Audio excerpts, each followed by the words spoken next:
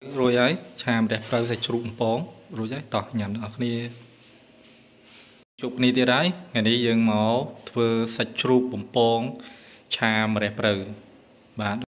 chưa được bóng dương đặt khăn ở tràn sân dương bóng sạch chụp rồi bị sùi đó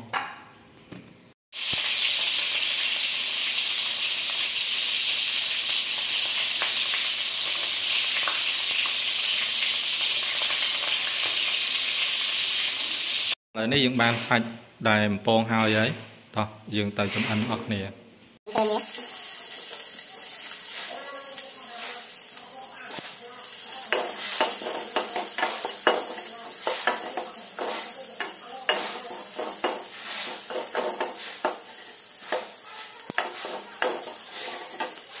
Hãy subscribe cho kênh Ghiền Mì Gõ để không bỏ lỡ những video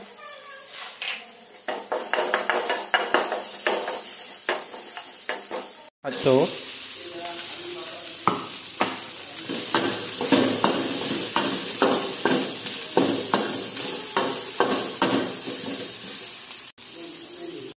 và tích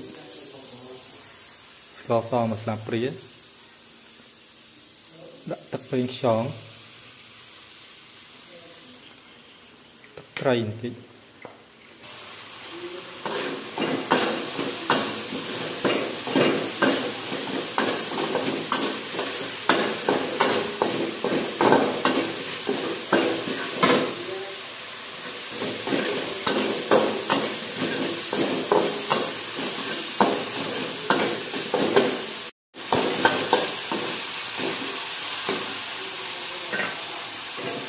một chạm đẹp rơi chỗ